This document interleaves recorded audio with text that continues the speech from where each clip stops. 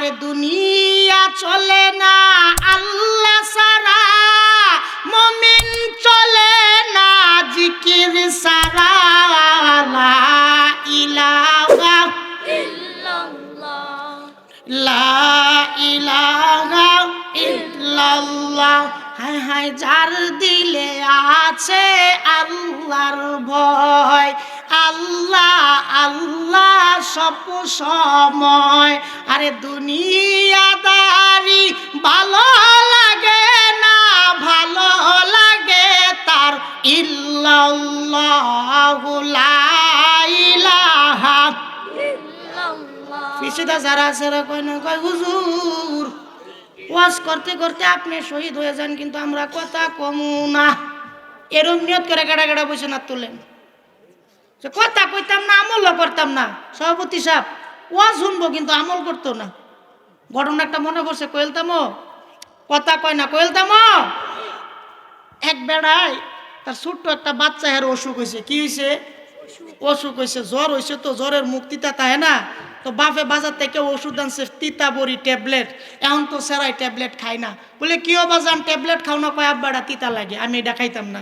Doctor সাহেবের কাছে যা কইছে, ডাক্তার সাহেব আমার ছেলে তো ট্যাবলেট খাই না, করণীয় কি? বলে করণীয় একটা আছে। বলে কি?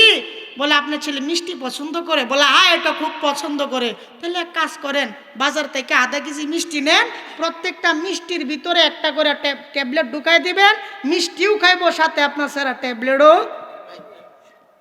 কিন্তু বর্তমান যুগের ফলাফল বাপের থেকে চালাক নাও। বাপ যদি 100 হয়ে হইলো শশের কথা কন ঠিক কি না? আপনি করো যে আমতলা বাজারও বাপের 3 বার ঘুরান দিয়ে বেচে তো বাড়িতে বয়ে থাকবো। কথা কন ঠিক কি না? তো ছেলেরে এগুলা দিয়া বাপে গেছে এর পরের রুমও আয়া কইছে, বাজান ট্যাবলেট খাইছো? কয় আব্বা ট্যাবলেট খেয়েছি। কয় বাজান মিষ্টিগুলা খাইছো নি? বলে বাবা মিষ্টি খেয়েছি। আব্বা মিষ্টি খেয়েছি, কিন্তু মিষ্টির ভিতরে যে বিসি গুণা ছিল ওইগুলা আমি বাইসা বাইসা ফালাইয়া দিছি। হুজুর গো ওয়াজ করেন 4টা লাগাত শুনতে রাজি আছি। আপনি ওয়াজ করতে করতে শহীদ হয়ে যাবেন, আমরা শুনতে শুনতে শহীদ হয়ে যাবো, কিন্তু ফজরের নামাজ পড়তাম না। কি গন? কিন্তু অনেকে আছে নেশারের ডাও পড়ছেন না, আবার নিয়ত করে বলছেন ফজরের ডাও পড়তাম না। নাহলে আব্দুল কাইম সব তাইজ ধরে ওয়াজ করেন আমার উস্তাদ। ওনার ওয়াজের বয়স মনে হয় 40 কাছায়। কই মানুষ হেদায়েত দিল কই? কথা কন ঠিক কিনা? তো আমি আপনাদের সামনে পবিত্র কালামুল্লাহ শরীফ থেকে যে আয়াতটা নিয়েছি ওই আয়াতের উপরই কিছু আলোকপাত করবো ইনশাআল্লাহ। সাতমারা পূর্বপাড়া জামে মসজিদ, সাতমারা আমতলা নেত্রকোনা সদরের উদ্যোগে বার্ষিক ইসলামী সম্মেলন। উক্ত সম্মেলনের সভাপতি, প্রধান অতিথি, বিশেষ অতিথি এবং আমার সামনে উপবিষ্ট আছেন বাংলার দূর দূরান্ত থেকে আমার এই এলাকার মুরব্বিয়ানে এজাম। আমার পাশে দাঁড়িয়ে আছেন কলিজার টুকরা যুবক ভাইরা, আমার পিছনে অবস্থানরত আছেন ছোট কচিকাচারা, পর্দার আড়ালে অবস্থানরত আছেন আমার মায়েরা। সকলেই একবার মাওলার দরবারে শুকরিয়া আদায় করে বলে আলহামদুলিল্লাহ। আর একটু জোরে বলি আলহামদুলিল্লাহ। মোহতারাম, আমি আপনাদের সামনে পবিত্র কালামুল্লাহ শরীফ থেকে একখানা আয়াত তেলাওয়াত করেছি এবং রসুলের অসংখ্য অগণিত হাদিস থেকে 2টা হাদিস আমি পাঠ করেছি। আল্লাহ যদি চাই এর উপর কিছু আলোকপাত করব, শুনতে রাজি আছিনি? আজকের বয়ান হবে কলব আর আমলের উপরে। কথা কোন ঠিক কি? অনেক যুবক হুজুরের কাছে বিচার দেয়, হুজুর গো নামাজ পড়ি কিন্তু নামাজ মজা লাগে না। হুজুর রোজা রাখি কিন্তু রোজা বালা লাগে না। হুজুর গো ওয়াজ শুনি কিন্তু ওয়াজে ফায়দা আসে না।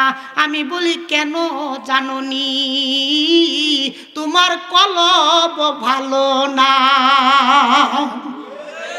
যার কলব ভালো তার সব কিছুই ভালো লাগে। যার কলব ভালো রে তার মাওলার সাথে সম্পর্ক ভালো। পৃথিবীর মধ্যে বিখ্যাত 3জন কালা লোক ছিল, বলেন কয়জন? কালা তিনজন লোক ছিল, যেই লোকগুলারে রাত্রিবেলা খুঁজা পাওয়া যাইতো না, কিন্তু ওই লোকগুলার কলব ছিল মাওলার দরবারে ভালো, ওই লোকগুলার কলব ছিল ভালো, যার কারণে কালা হওয়ার পরে দিয়াও আল্লাহর কাছে তারা সবচেয়ে বেশি দামি। আবার সুন্দরও আছে, এমন সুন্দরের সুন্দর। আমগর দেশে যদি কোনো ছেঁড়া সুন্দর হয়, কোনো ছেলে যদি সুন্দর হয়, আমরা বলি কি তারে লালসান বলি না। আমার লগে কথা কইতে হইব, আমি এমনি ওয়াজ করতারি না। আমার কথা বুঝেন তো আপনারা? হ্যাঁ বুঝেন তো? হ্যাঁ, তো কইতেছে ছেলে যদি সুন্দর হয় তারে আমরা কি সান ডাকি? লালসান। যদি কালা হয় তারে কি সান ডাকি? কালাসান। আর আরব দেশে যদি ছেলেটা সুন্দর হইতো তারে ডাকতো আবু লাহাব, মানে লালের বাপ। কি ডাকতো? লালের বাপ, কালার বাপ, এরকম তাদের দেশও ডাকতো। তো আল্লাহ রসুলের একজন চাচার নাম আছেন আবু লাহাব। কেন তার নাম লাহাব করা হয়েছে? কারণ তার চেহারাটা ছিল অগ্নির সীসা, আগুনের লালিমার মতো সুন্দর। সুবহানাল্লাহ, আল্লাহ দিছে তো। কিন্তু এত সুন্দর হয়েও কোনো লাভ নাই। আবু লাহাব এত সুন্দর, এত সুন্দর, কিন্তু মাওলার দরবারে তার কোনো দাম নাই, কারণ তার চেহারাটাই শুধু সুন্দর, ভিতরের কলব ভালো না। আর তিনজন বিখ্যাত কালো লোক ছিল, টুটগুলা মোটা মোটা ছিল। ওই তিনজন মাওলার দরবারে খুব দামি ছিল। এক নম্বরে আসুন লুকমানে হাকিম, নাম শুনছেন নি? পবিত্র কোরআন শরীফের মধ্যে তার নামে একটা সূরা আছে না নাই? কেমন মানুষ ছিল গো! লুকমানে হাকিম ছিল কালা, লুকমানে হাকিম ছিল খাডো, লুকমানে হাকিমের ঠোঁটগুলা ছিল মোটা মোটা, আবার ছিল লোকটা দেখতে বিজিনিস। কিন্তু আল্লাহ কয় ওই লোকটার কলবটা ভালো, আমি মাওলার সাথে তার সম্পর্কও ভালো। দুই নাম্বার আরেকজন লোক ছিল বেলাল। সুবহানাল্লাহ, এমন কালা বেলাল, এমন কালা ছিল বেলালের চেহারা, ঠোঁটগুলা ছিল মোটা মোটা, আফ্রিকার জঙ্গলের মানুষ ছিল বেলাল। কিন্তু আল্লাহর কাছে তার দাম ছিল না? ছিল।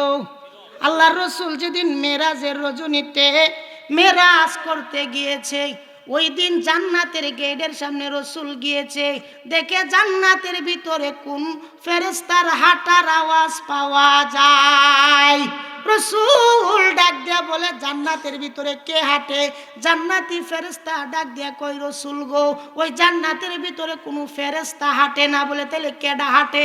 রসুল, জান্নাতের ভিতরে আপনার কালো বেলাল সাহাবীর হাঁটার আওয়াজ পাওয়া যায়।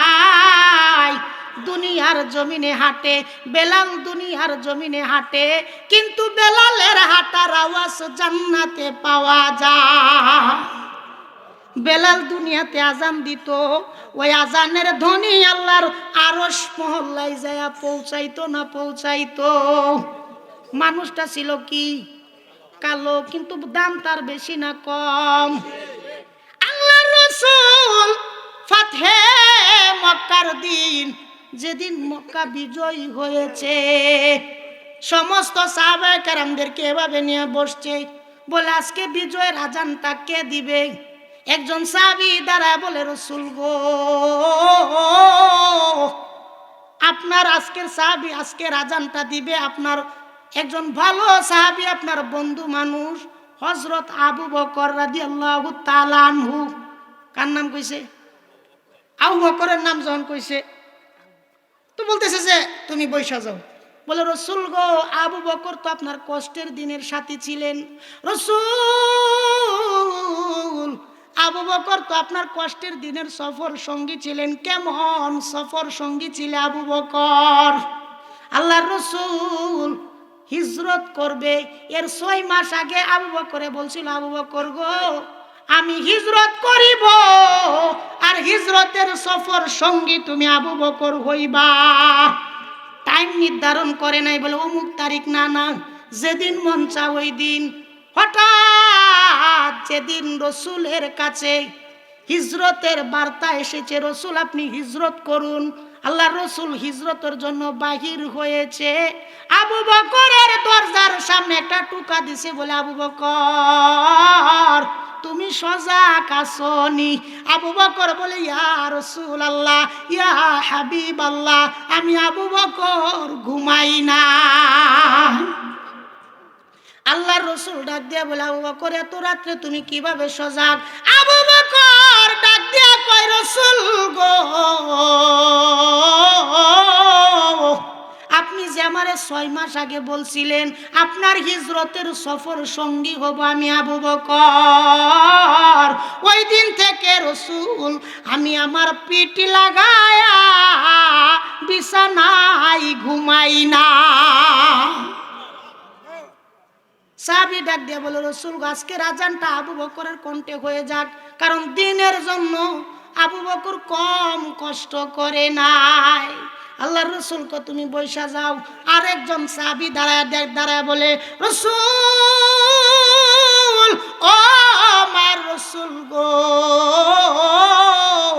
আজকের আজানটা উমরের কণ্ঠে হয়ে যাক, কারণ আপনি রসুল বলেছেন আমার পরে যদি কোনো নবী হইতো তাইলে আল্লাহ উমর রে নবী বানায়া ফাড়াইতো। সুবহানাল্লাহ কয় না? ও রাগ করছে, নেমন লগে রাগ করছে। রসুল গো আজকের আজানটা উমরের কণ্ঠে হয়ে যাক। আল্লাহ রসুল বলে উমর তুমিও বৈশা যাও। আরেকজন সাহাবী দাঁড়ায় বলে রসুল আজকের আজানটা আপনার 2 মেয়ের জামাই জিন্নুরাইন উপাধি পেয়েছে, কবরের বয়ান শুনলে যে ব্যক্তিটা শুধু কান্না করত, হযরত উসমান রাদিয়াল্লাহু তাআলা আনহু, ও রসুল আজকের আজানটা তার কণ্ঠে হয়ে যাক। আল্লাহর রসুল বলে আপনিও বৈশা যান। আরেকজন সাহাবী দাঁড়ায় কই রসুল গো আজকের আজান আপনার কলিজার টুকরা ফাতিমার জামাই আলীর কণ্ঠে হয়ে যাক, আপনার চাচাতো ভাই আলীর কণ্ঠে হয়ে যাক। আল্লাহ রসুল বলে আপনি বৈশা যান। এবার রসুল একটু নীরবতা পালন করে বলে ফাইসালা হবে আল্লাহর দরবার থেকে। একটু পরে জিব্রাইল আসিয়া বলে রসুল গো আজকের আজান আবু বকরের কণ্ঠেও হবে না, আজকের আজান না উসমানের কণ্ঠেও হবে না, আজকের আজান ওমরের কণ্ঠে হবে না, আজকের আজান আলীর কণ্ঠে হবে না, আজকের আজান হবে আফ্রিকা জঙ্গলের বেলালের কণ্ঠে।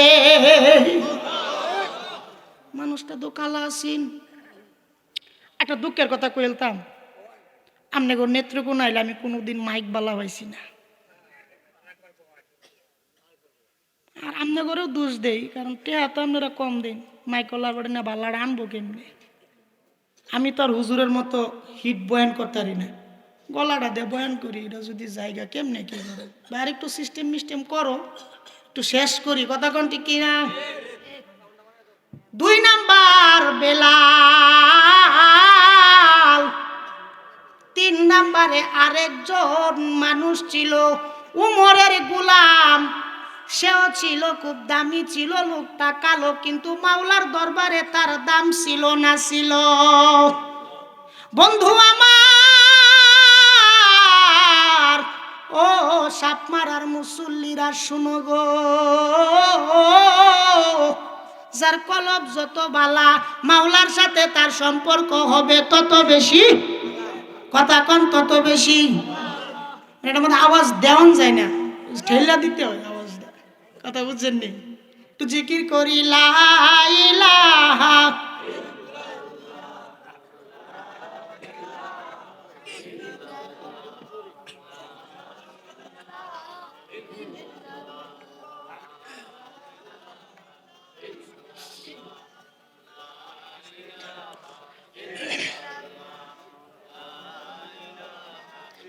এবার আসুন আমি আর আপনার কলবটা কিভাবে ভালো করা যায়, কথা কোন ঠিক কিনা? কলবের অবস্থা তো টাইট হয়ে গেছে, তো এটার জন্য কিছু মেডিসিনের প্রয়োজন আছে না?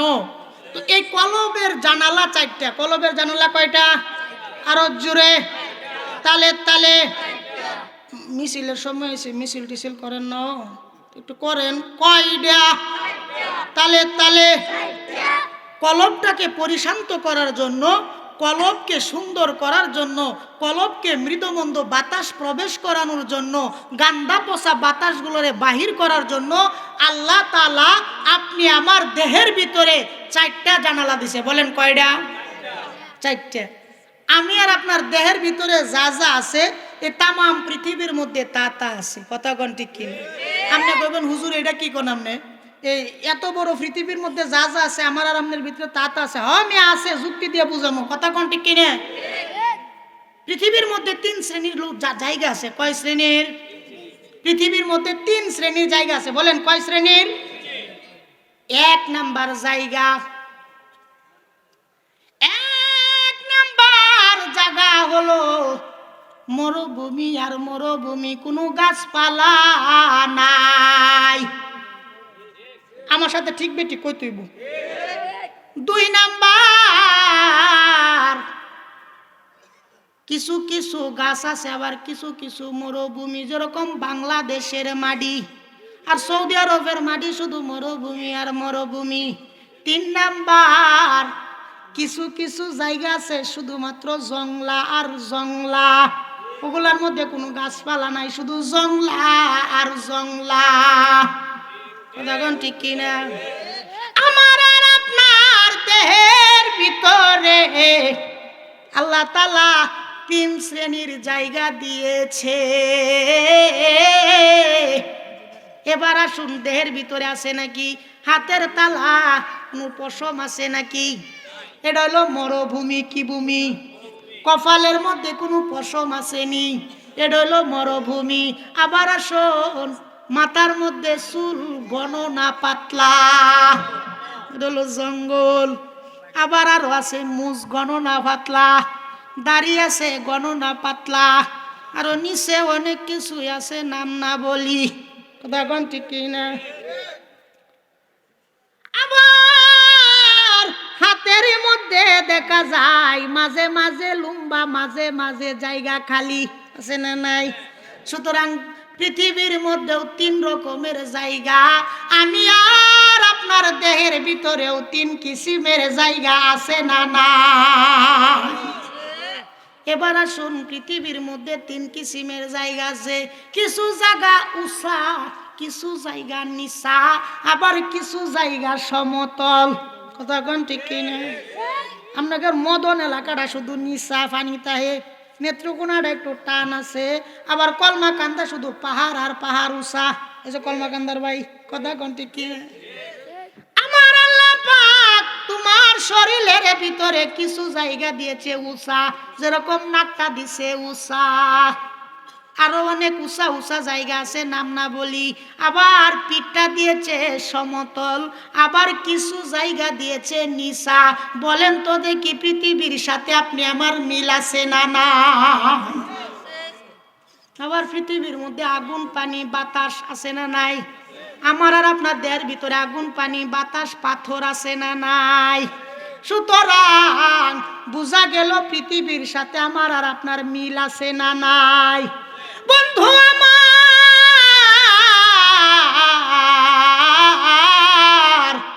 ও সাপমারার মুসল্লিরা, দিলের কান লাগায়া শুনো গো, দিলের কানটা দিয়ে একটু বুঝো গো, পৃথিবীর মধ্যে যা যা আছে সব কিছু কিন্তু দামি না। সবকিছু দামি নি, সবকিছু দামি না। হীরা মুক্তা দামি, যেখানে সেখানে পাওয়া যায় না। একটা সন্দুকের ভিতরে বইরা রাইখা দেয়। আমার আর আপনার দেহের ভিতরে সব অঙ্গই দামি না, একটা অঙ্গ দামি। ওই দামি অঙ্গটার নাম হলো কলব, আর ওই কলবটা যেখানে সেখানে রাখে নাই। আমার আর আপনার দেহের পিঞ্জুরার ভিতরে আল্লাহ ওটা যত্ন কইরা বইরা রাখেছে। ঘর আমরা দেই না? ঘর, কথা কই না? ঘর দেও, এই ঘর যে দেই, ঘরের মধ্যে আমরা জানালা দেই না? জানালা কেন দেই? আলো বাতাস আওয়ার লেগে। জানালা কি সবসময় খোলা রাখি? মাঝে মাঝে বন্ধ, আবার মাঝে মাঝে খোলা। কারণ যখন মৃদমন্দ বাতাস বাহিরে প্রবেশ করে তখন ঘরের জানালা খোলা রাখি, যেন আমার ঘরের ভিতরে মৃদমন্দ সুন্দর বাতাস প্রবেশ করে। আর যখন বাহির দিয়া কোনো উল্টা পাল্টা ঘূর্ণিঝড় আরম্ভ হয়ে যায় তখন আমাদের জানালাগুলা বন্ধ করে দেয়। যদি তখন খোলা রাখি তাহলে কি হবে? উল্টা পাল্টা বাতাস প্রবেশ করবে। কথা কোন ঠিক কিনা? উল্টা পাল্টা বাতাস প্রবেশ করবে। তো এজন্য আল্লাহ পাক আপনি আমার দেহের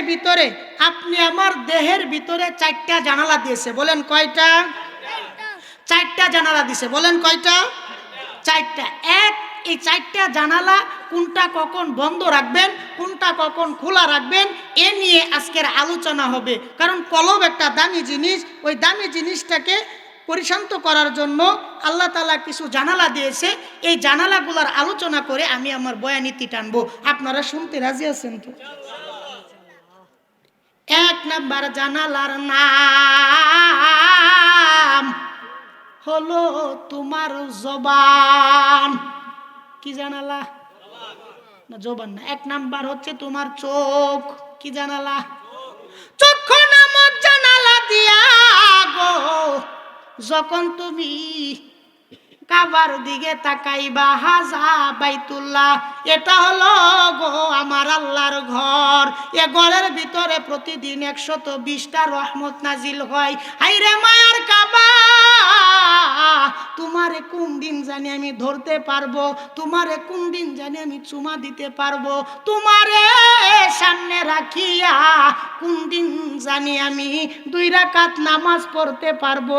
চোখ দিয়া দেখতাছি কিন্তু অনুভূতি কোথায় হইতেছে? আমার এলাকার একটা যুবক সন্তান নামাজ পড়ে না। যুবক নামাজ কি জিনিস পড়তে জানে না, রোজা রাখে না, কিন্তু যুবকটার সামনে যদি ইসলাম কি জিনিস সেটাও সে ভালো করে বুঝে না। কিন্তু ওই যুবকের সামনে যদি কোনো বেদিনের বাচ্চা, কোনো কাফেরের বাচ্চা আমি রাসূলুল্লাহরে গালি দেই, আমার দয়াল নবীজিরে গালি দেই, মায়ার রাসূলরে যদি কেউ কটূক্তি করে, তাহলে সে আমার মুসলমান ভাই মাটি থেকে দাঁড়ায়া জমিনে বলবে, এই বেদিনের বাচ্চা, হয়তো দুনিয়াতে তুই থাকবি, না হলে আমি থাকবো, হয়তো তোর কল্লা থাকবে, না হলে আমি থাকবো। কথা কোন ঠিক কি? এটার নামই হলো রসুলের ভালোবাসা। কি ভাষা? রসুলরে ভালোবাসতে জানি তো আমরা, ভালোবাসবো তো। আল্লাহ সকলের ভালোবাসা আপনি কবুল করেন। সকলে বলে আমিন। তো 2 নাম্বার জানালার নাম কি বলছিলাম? আরো জোরে। কি? কান নামক জানালা। আবার যখন কান নামক জানালা দিয়ে আপনি খারাপ কিছু শুনবেন তখন শোনা যাবে না। কথা কোন ঠিক কিনা? 3 নাম্বার জানালার নাম হলো তোমার জবান। কি জানালা? জবান নামক জানালা দিয়া যখন তোমার জিকির করতে ইচ্ছা হবে তুমি জিকির চালায়া যাইবা। লা ইলাহা ইল্লাল্লাহু লা ইলাহা ইল্লাল্লাহ, জুরে লা ইলাহা ইল্লাল্লাহ। বলো আল্লাহু আল্লাহ, আল্লাহু আল্লাহ, আল্লাহু আল্লাহ, আল্লাহু আল্লাহ, আল্লাহু আল্লাহ, আল্লাহু আল্লাহ। জবান দিয়া যখন আপনার জিকির করতে মন চাইব বন্ধ করিয়েন না, চালু রাখিয়েন। জবান নামক জানালা দিয়া তুমি যদি তোমার বাইরে ডাক দেও তোমার ভাই খুশি হয় না হয়। জবান নামক জানালা দিয়া তুমি যদি তোমার আব্বারে আব্বা কয়া ডাক দেও তোমার আব্বা খুশি হইয়া যায়। জবান নামক জানালা দিয়া যখন তুমি তোমার মারে মা কয়া ডাক দেও তোমার মা খুশি হয় না হয়। জবান নামক জানালা দিয়া তুমি যারে সুন্দর করে ডাক দেও সেই তোমার প্রতি খুশি হইয়া যায়। বন্ধু আমার, কঠিন মনোযোগ দিয়া শুনেন। এই জবান নামক জানালাটা দিয়া আপনি রাত্রটা যখন গভীর হয়ে যাবে, পশু পাখিগুলা আপন নিরালায় ঘুমিয়ে পড়বে, গরুগুলা গোহাল ঘরে ঘুমিয়ে পড়বে, মানুষ মানুষগুলা আপন নিরালাই ঘুমিয়ে পড়বে, মা তার সন্তানরে নিয়ে ঘুমায়া পড়বে। তাম পৃথিবীটা যখন নিঝুম হয়ে যাবে, ঠিক সেই সময় আপনি যাই নামাজটা হাতে লইয়া 2 রাকাত নামাজ পড়িবেন, ঠান্ডা পানি দিয়া ওযু করিবেন, 2 রাকাত নামাজ পড়ে আল্লাহর কাছে কইবেন, আল্লাহ জিন্দেগির গুনাহ মারে মাফ করে দাও। বলেন তো দেখি আমার আল্লাহ মাফ করতে পারে না পারে? আল্লাহ পারে না পারে? আল্লাহ দয়ার সাগর না সাগর? কত গুনাহ করছি মাবুদ গোপনে, মাফ কইরা দেও ও গো আল্লাহ তোমার নিজে গুণে। তুমি যদি মাফ না করো আল্লাহ বান্দারে, বলো তোমার বন্দাই যাইব কার দ্বারে? কথা কোন ঠিক? জবান নামক জানালা দিয়া যখন আপনি এভাবে আল্লাহরে ডাকবেন, বলেন তো দেখি আমার আল্লাহ মাফ করতে পারে না পারে? আবার জবান নামক জানালা দিয়া যখন আপনি গান গাইতে ইচ্ছে হইব, গান গাওয়া যাবে না। তখন যখন জবান নামক জানালা দিয়ে আপনার কারোর গীবত করতে ইচ্ছে হবে, তখন জবান বন্ধ। যখন আপনি জবান নামক জানালা দিয়া কোনো উলামায়ে কেরামের বিরোধিতা করতে মন চাইবে, তখন জবানটা কি করে দিবেন? বন্ধ করে দিবেন। তো সেফ টু সেফ যখন আপনি জবানটা খোলা রাখবেন, ভালো কিছু যখন বলতে চাই তখন খোলা, আর যখন খারাপ কিছু শুনতে চাই, খারাপ কিছু বলতে চাই, তখন আপনার জবান খোলা না বন্ধ? জোরে কোন, খোলা না বন্ধ? বেশি উড়াউড়ি হইতেছে, 200 টাকা করে জরিমানার ব্যবস্থা করবো, কিন্তু অনজে লড়বেন একেবারে 300 টাকা জরিমানা। কথা কোন ঠিক কিনা? জবান নামক জানালার দাম আছে না নাই? বন্ধু আমার ও সাপ মারার মুসল্লি, 4 নাম্বার জানালার নাম হলো তোমার মেধা। কি জানালা? আরো জোরে। মেধা নামক জানালা দিয়া যখন তুমি চিন্তা করবা, হাই রে আজগা যদি আমার মরণ হইয়া যায়, তোমার কোনো কিছু ভালো লাগবে নি। বন্ধু আমার, মরণের টেনশন যার ভিতরে ঢুকে তার দুনিয়া ভালো লাগে না। ও বন্ধু, তামাম পৃথিবীটা শুধুমাত্র করো আমার আর আমার আর আমার, ময়রা দেখো গো তোমার কিছুই নাই। এ তামাম পৃথিবীর 7 জন বাদশা ছিল, বলেন কয়জন? আরো জোরে, তালে তালে। 7 জন বাদশা ছিল, শুধুমাত্র বাংলাদেশ আর ভারত না, তামাম পৃথিবীটারে তারা শাসন করেছে। কয়জন বাদশা? 1 নম্বরে হলো নমরুদ, 2 নম্বরে হলো বুকতেনাসর, 3 নম্বরে হলো সুলাইমান, 4 নম্বরে হলো জুলকারনাইন। এর মধ্যে 2 জন ছিল কাফের আর 2 জন ছিল ইমানদার। কথা কোন ঠিক কিনা? কাফের 2 জন বাদ দেন, ইমানদার যে 2 জন ছিল, একজনের নাম ছিল জুলকারনাইন। জুলকারনাইন যখন দুনিয়া থেকে বিদায় হয়ে যাবে, দুনিয়া থেকে বিদায় হয়ে যাওয়ার কিছুদিন আগে দিয়া খাদেমরে ডাক দিয়া কই, খাদেম মনে হয় আমি দুনিয়া থেকে বিদায় হয়ে যাব, তোমারে আমি 2টা ওসিয়ত করি গো, ওই 2টা ওসিয়ত তুমি পালন করিও। কয়টা ওসিয়ত? 1 নাম্বার বলে কি ওসিয়ত? বলে আমি যদি দুনিয়া থেকে বিদায় হয়ে যাই, আমার লাশটারে বেশিক্ষণ দুনিয়ার জমিনে রাখো না, আমার লাশটারে কোনো হুজুর মোল্লা দিয়া ধরাইও না, আমার লাশটা কোনো বড় হুজুর রে দিয়া ধরাইবা না, দোয়াইবা না, গোসল করাইবা না। বলে কেন? বলে কারণ আছে। বলে কাদেরকে দিয়া দোয়াইমু? বলে হাকিম ডাক্তার কবিরাজ দিয়া তুমি আমার লাশটারে গোসল করাইবা। হাকিম ডাক্তার কবিরাজ দিয়া গো তুমি আমার লাশটারে কাফন চড়াইবা। হাকিম ডাক্তার কবিরাজ দিয়া গো তুমি আমার লাশটারে কান্দে চড়াইবা। হাকিম ডাক্তার কবিরাজ দিয়া তুমি আমার লাশটারে কবরে রাখিবা। এক নাম্বার ওসিয়ত। বলে 2 নাম্বার ওসিয়ত কি? বলে 2 নাম্বার ওসিয়ত হলো আমি যেদিন দুনিয়া থেকে বিদায় হয়ে যাব আমার হাতগুলারে তুমি কাফনের বাহিরে রাখিবা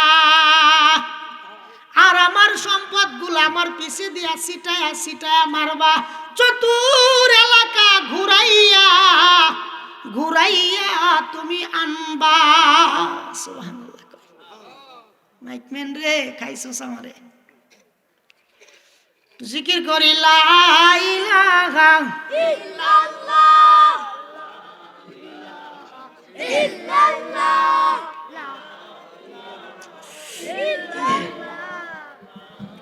হাকিম ডাক্তার কবিরাজ দিয়া তুমি আমার কাফন চড়াইবা, হাতগুলারে খালি রাখবা, কাফনের ভিতরে ঢুকায়ও না। বলে হুজুর এরকম অদ্ভুত অদ্ভুত কিরকম আপনি বললেন বুঝতে পারলাম না।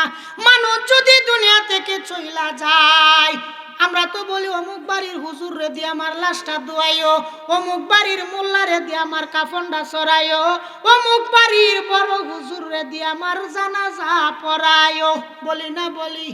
কিন্তু তার কথা কিরকম অদ্ভুত লাগে। এবার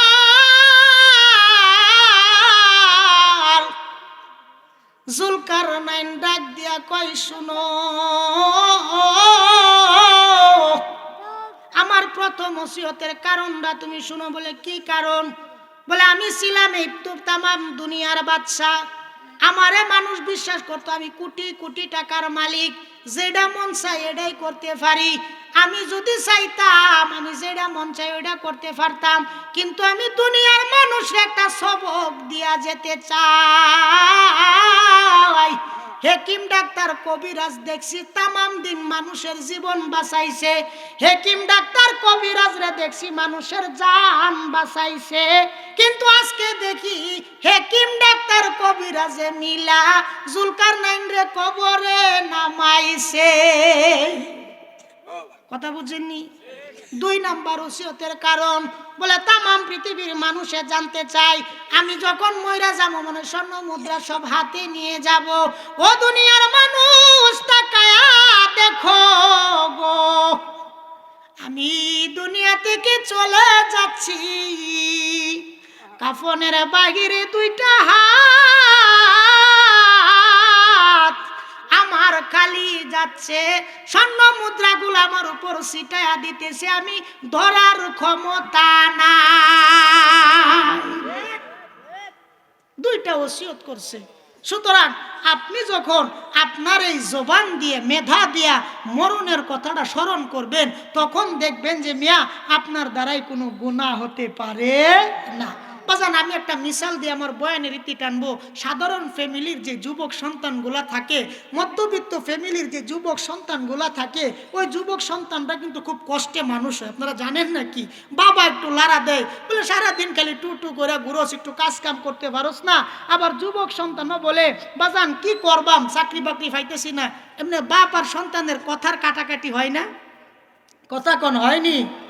আবার কিছুক্ষণ পরে দেখবেন তাদের মধ্যে মিলও হয়ে যায়, আবার কিছুক্ষণ পরে মা তারে বাদ দেয়, খাওয়ায় শোয়া দেয়। তবে প্রতিদিন সন্তান এবং বাবার মধ্যে এই যুদ্ধটা লাইগাই থাকে। হঠাৎ করে একদিন যুবক সন্তান কলিজার মধ্যে একটু ব্যথা আসেছে, যুবক সন্তান আলতাসনু করতে গিয়েছে। বন্ধু আমার কঠিন মনোযোগ দিয়ে শুনো, মরণের চিন্তা যদি তোমার মেধার ভিতরে ঢুকায় দাও তোমার দ্বারা গুনাহ হতে পারে না। কথা কোন ঠিক কিনা? বন্ধু এবার যুবক সন্তানটা কলেজার মধ্যে একটু ব্যথা অনুভব হয়েছে, যুবক ডাক্তারের কাছে চলে গিয়েছে।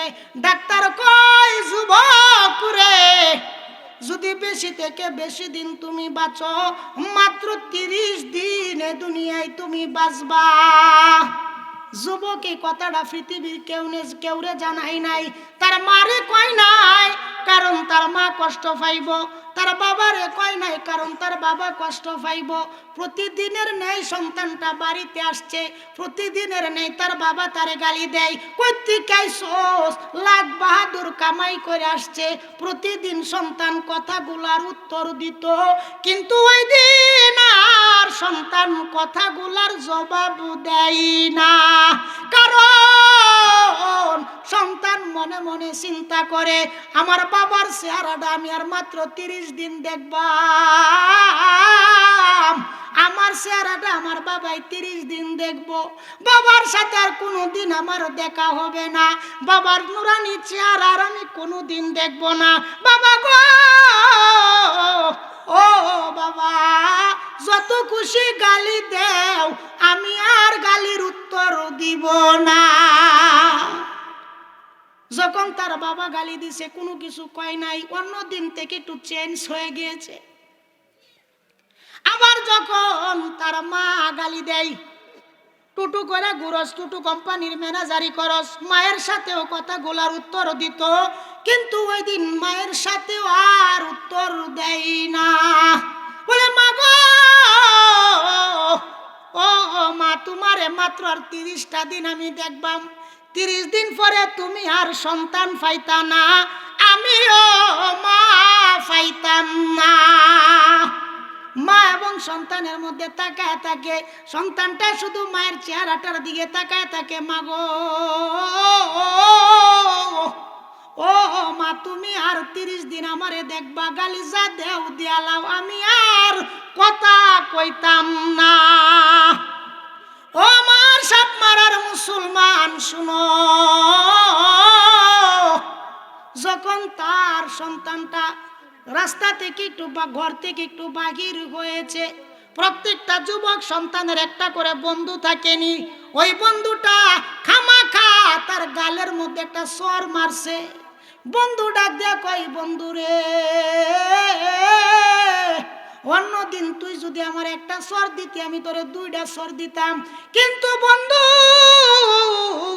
আজকে আমি তোরে চর দিব না। এর কারণ কি জানোস? কারণ আমি আর 30 দিন তোর মতো বন্ধুরে দেখব, তুই বন্ধু আর 30 দিন আমারে দেখবি। ছেলেটার চেঞ্জ, সব কিছু চেঞ্জ হয়ে গিয়েছে। বাঁচবে কতদিন? মাত্র 30 দিন। ওই 30 দিন তার ভিতরে যখন ঢুকছে, মাগার ছেলে সব কিছু চেঞ্জ করে দিয়েছে। ও দুস্ত, ও দুস্ত, আল্লাহ তো কোরআন শরীফের মধ্যে বলেছেন, কুল্লু নাফসিন যায়িকাতুল মাউত, প্রত্যেকটা মানুষের মৃত্যুবরণ করতে হবে।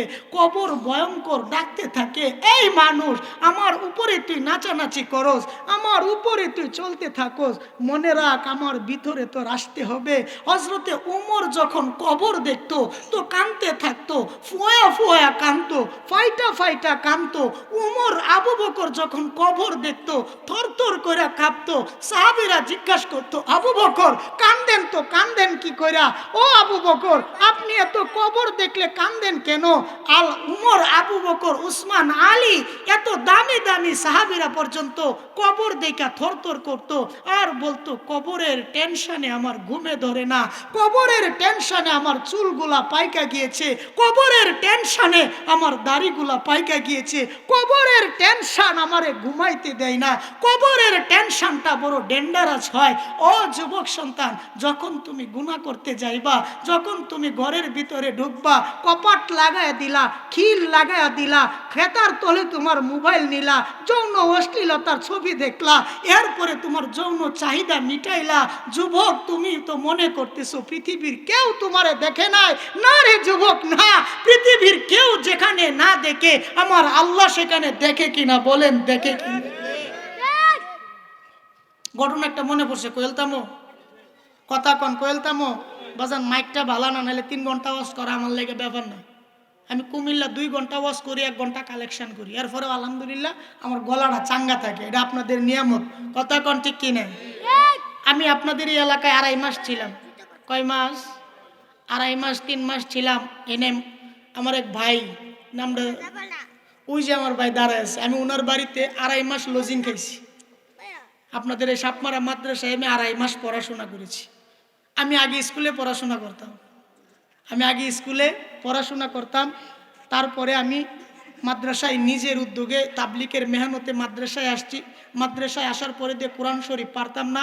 আপনাদের এই সাপমারা গুরুস্থান মাওলানা রবিউল্লাহ কাসিমি হুজুরের কাছে কোরআন শরীফ শিখছি 2.5 মাস। আর